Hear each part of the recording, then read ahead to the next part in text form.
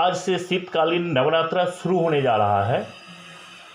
महर्षि मार्कंडेय जी ने ब्रह्मा जी से पूछा, हे पितामह, इस जगत में परम गोपनीय तथा सब प्रकार से मनुष्यों की रक्षा करने वाला जो अब तक आपने दूसरे किसी को न प्रकट किए हैं, ऐसा कोई उपाय मुझे बताएं।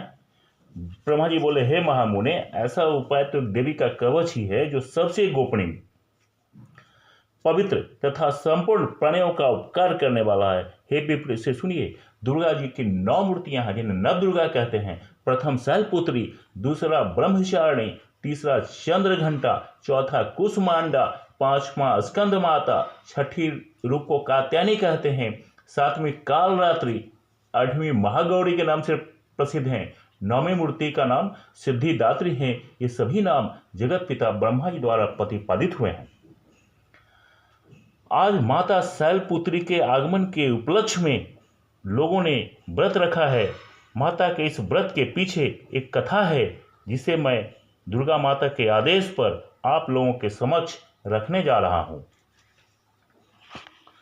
मां दुर्गा का नवरात्र व्रत कथा।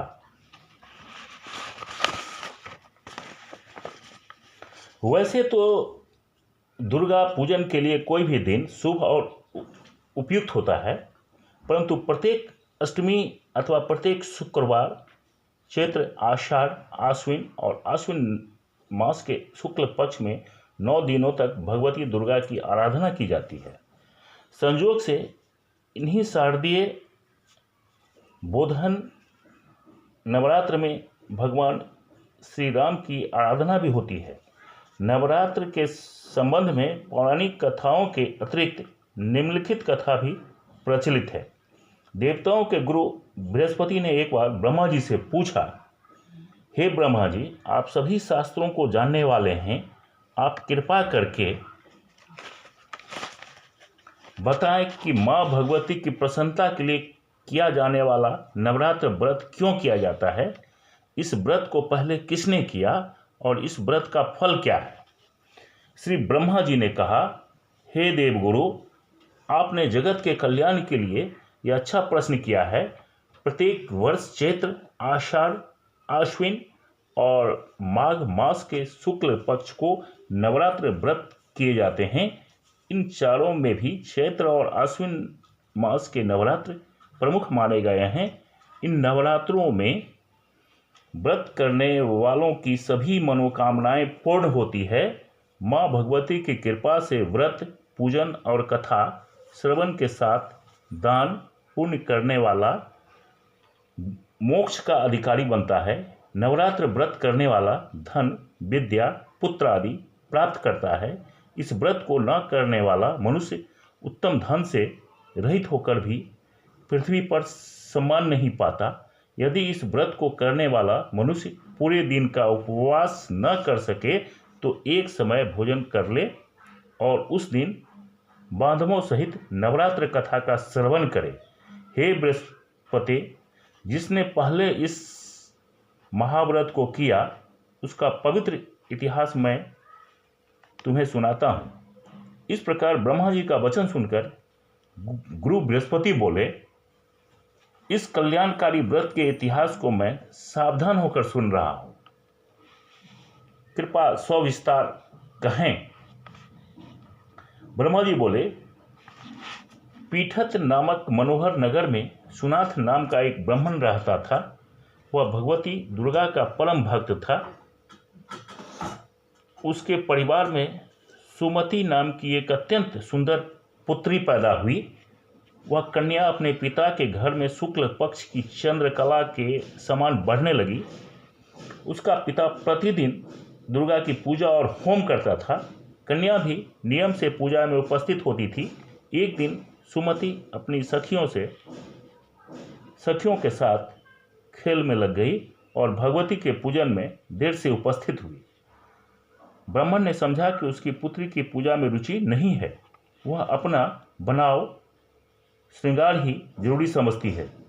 उसने क्रोध में आकर सोचा, मैं इसे अब ऐसी जगह ब्याह दूंगा जहां इसका रूप रंग व्यर्थ हो जाए।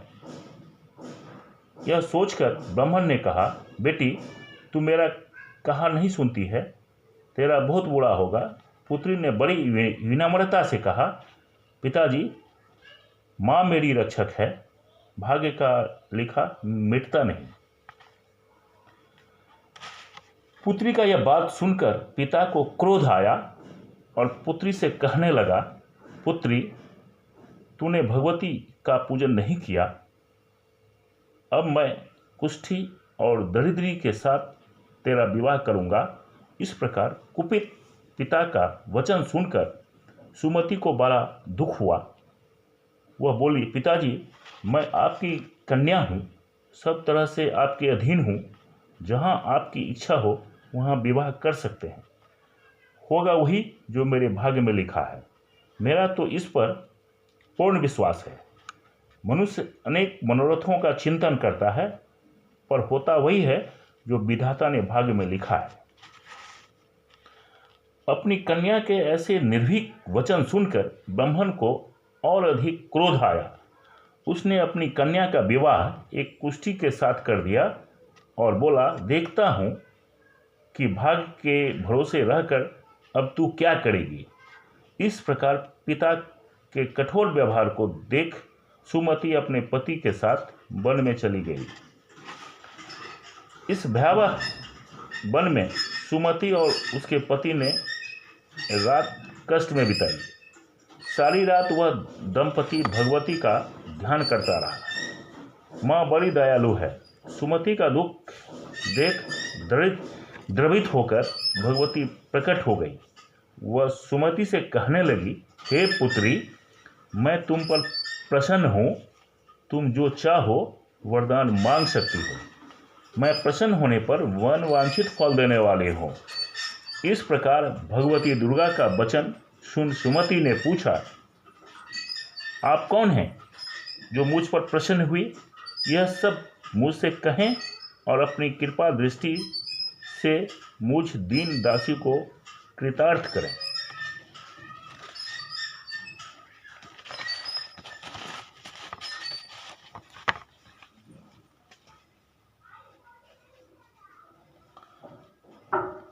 सुमति का वचन सुनकर देवी बोली, मैं आदि शक्ति हूँ और मैं ही ब्रह्म विद्या और सरस्वती हूँ।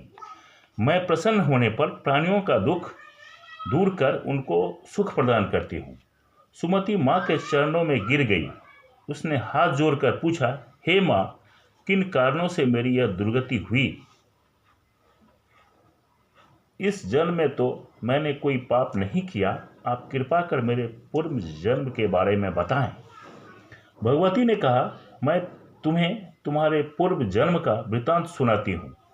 तुम पूर्व जन्म में निषाद की भील की पतिव्रता स्त्री थी। एक दिन तुम्हारे निषाद पति ने चोरी की। चोरी करने के कारण तुम दोनों को सिपाहियों ने पकड़ लिया और कारागृह में डाल दिया। उन लोगों ने तुम्हें और तुम्हारे पति को भोजन नहीं दिया। भाग्य से वह दिन नवरात्र का था। नवरात्र में तुम्हें न तो खाने को अन्न मिला और न पीने को जल। इस प्रकार 9 दिन तक नवरात्र का व्रत हो गया। हे सुमति, उन दिनों जो व्रत हुआ उस व्रत के प्रभाव से प्रसन्न होकर तुम्हें उत्तम परिवार मिला। उसी जन्म के व्रत के प्रभाव से मैंने दर्शन दिए हैं।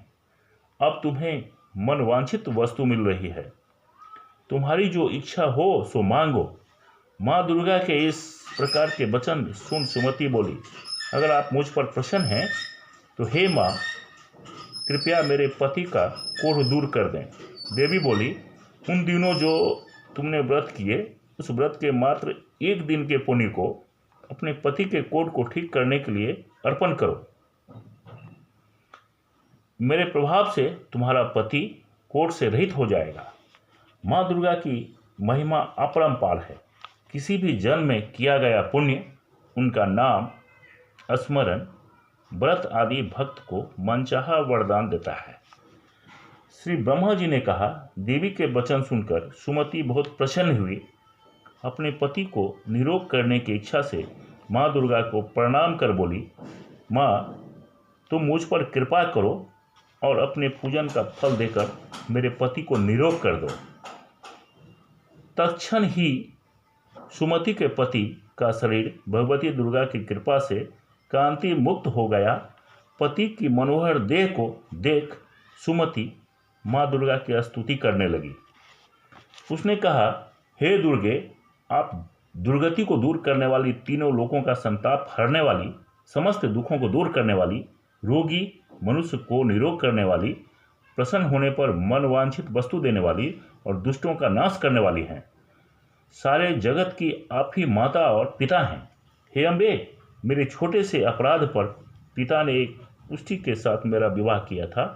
आपने मेरा उद्धार किया है। हे देवी, मैं आपको प्रणाम करती हूँ। आपने मुझ दिन की रक्षा की। इस प्रकार वंदना कर सुमति माँ के चरणों में गिर पड़ी। ब्रह्मा जी बोले, बृहस्पति, सुमति ने मन से देवी की स्तुति की थी, इसलिए देवी बहुत संतुष्ट हुई। वह सुमति से बोली, हे पुत्री, तेरे उद्दालक नाम का अति बुद्धिमान, धनवान, कीर्तिमान और जितेंद्रिय पुत्र पैदा होगा।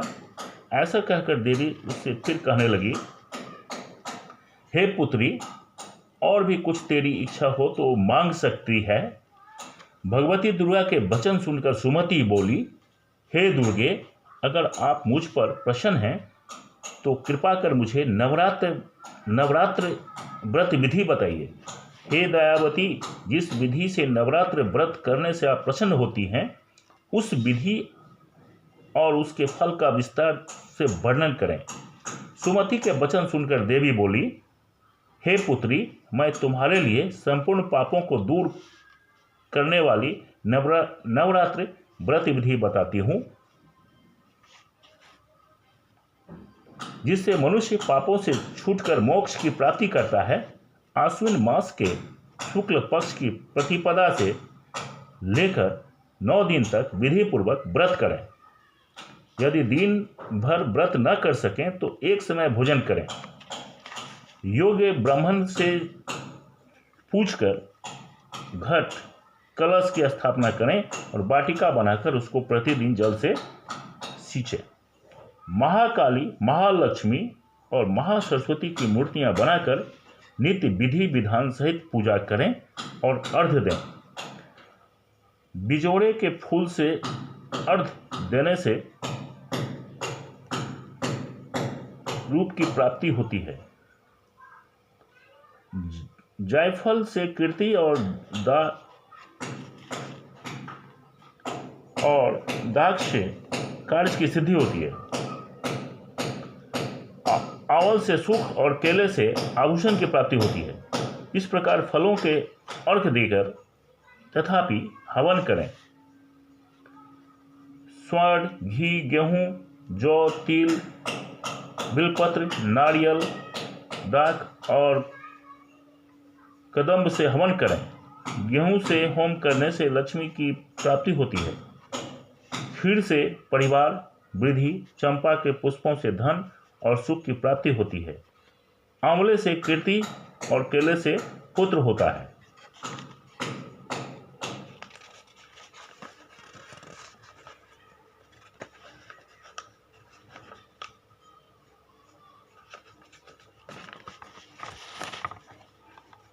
कमल से राज सम्मान और दाखों से सुख और संपत्ति की प्राप्ति होती है।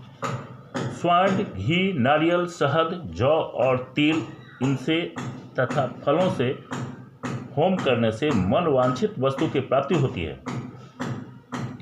व्रत करने वाला मनुष्य इस विधान से होम करने के पश्चात आचार्य को अत्यंत नम्रता के साथ प्रणाम करें और यज्ञ की सिद्धि के लिए उसे दक्षिणा दें। इस महाव्रत को पहले बताई गई विधि के अनुसार जो कोई करता है उसका सब मनोरथ सिद्ध हो जाता है। इसमें तनिक भी संशय नहीं है। इन 9 दिनों में जो कुछ दान दिया जाता है उसका फल करोड़ों गुना मिलता है। नवरात्र के व्रत करने से अश्वमेघ यज्ञ का फल मिलता है। नवरात्र में भगवती के पूजन हवन की विधि जान सुमति प्रसन्न हो गई। हे देवगुरु बृहस्पति, संपूर्ण कामनाओं को पूर्ण करने के वाले इस उत्तम व्रत को तीर्थ, देवी, मंदिर अथवा सुविधा हो घर में ही विधि के अनुसार करें। कवच, कीलक, अर्गला स्रोत का पाठ, हवन, पुराण पाठ के साथ भगवती का पूजन करना चाहिए। नवरात्र व्रत की विधि और फल बताकर देवी अंतर्ध्यान हो गई। जो पुरुष या स्त्री इस व्रत को भक्तिपूर्वक करता है वह इस लोक में सुख पाकर अंत में मोक्ष पाता है।